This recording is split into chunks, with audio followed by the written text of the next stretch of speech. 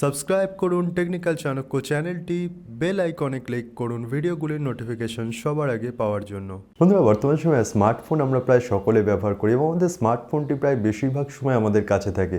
কিন্তু আমাদের স্মার্টফোনে সেটিংসের মধ্যে এমন গুরুত্বপূর্ণ কিছু অপশান আছে যেগুলোর দিকে আমরা অনেক সময় লক্ষ্য দিই না।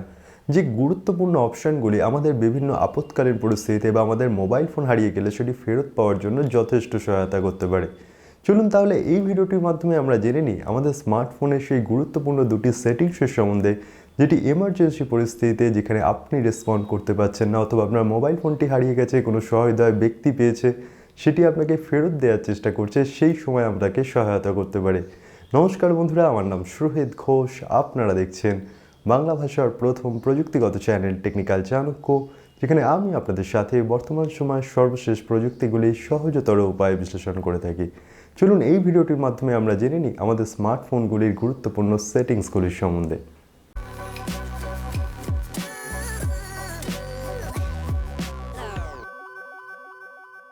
বন্ধুরা, আমরা যারা স্মার্টফোন ব্যবহার করি, আমাদের স্মার্টফোনটি আমাদের ডেটা বা আমাদের বিভিন্ন ইনফরমেশনের সুরক্ষার জন্য স্মার্টফোনটিকে স্বাভাবিকভাবে আমরা লক করে থাকি।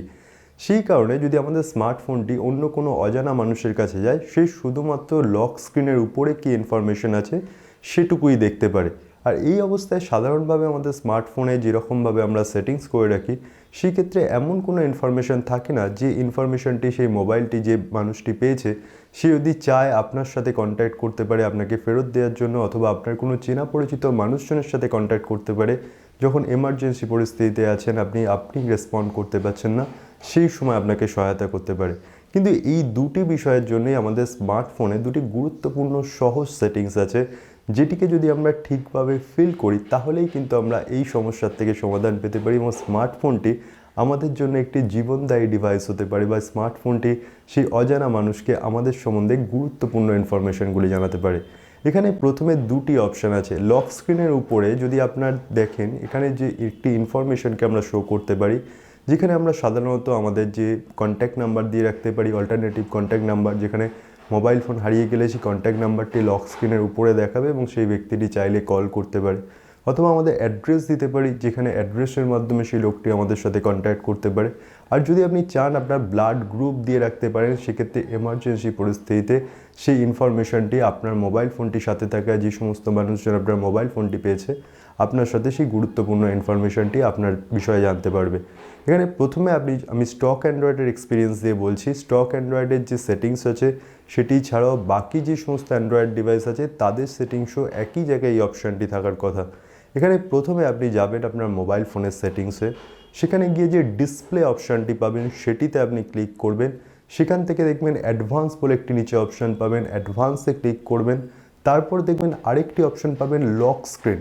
এই লক স্ক্রিনে ক্লিক করার পর আপনি দ্বিতীয় অপশানটি পাওয়ার কথা, লক স্ক্রিন মেসেজ।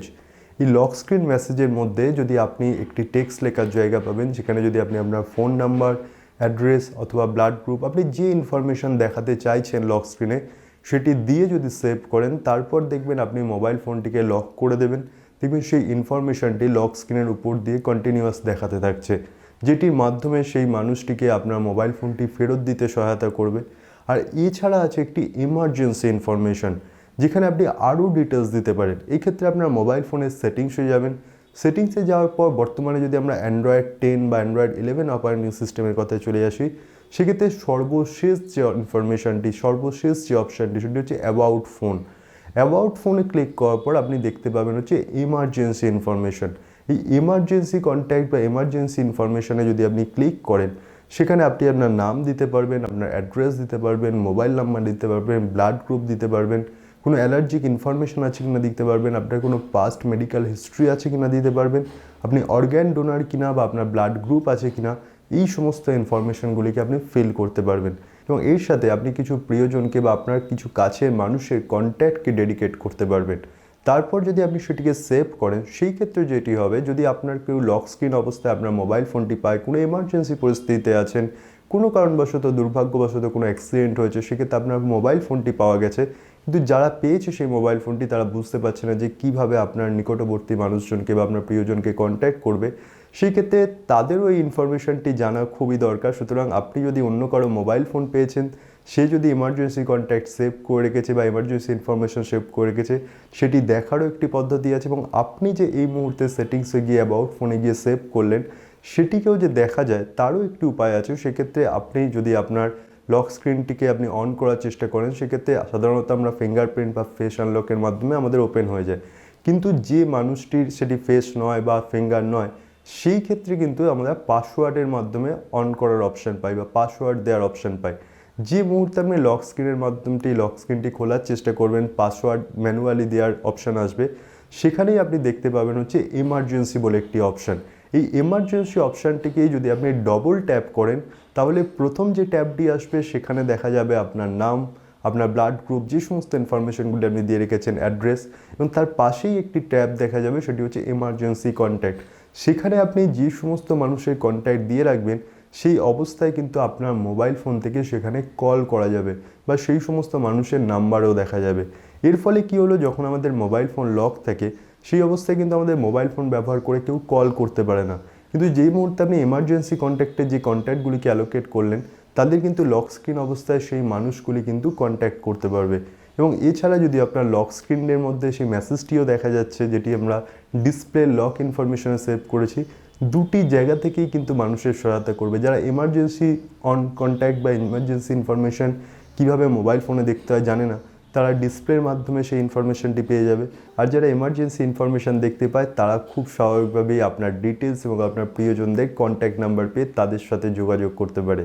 তাহলে বন্ধুরা, এই ভিডিওটির মাধ্যমে আমরা জানতে পারলাম আমাদের মোবাইল ফোনের দুটি এমার্জেন্সি ইনফরমেশনের সম্বন্ধে বা দুটি গুরুত্বপূর্ণ ইনফরমেশনের সম্বন্ধে, যেটি বিভিন্ন আপৎকালীন পরিস্থিতিতে অথবা আমাদের মোবাইল ফোন হারিয়ে গেলে সেই মোবাইল ফোনটি ফেরত পেতে বা এমার্জেন্সি পরিস্থিতিতে আমাদের প্রিয়জনদের অন্যান্য অচেনা মানুষদের জানানোর জন্য সহায়তা করতে পারে।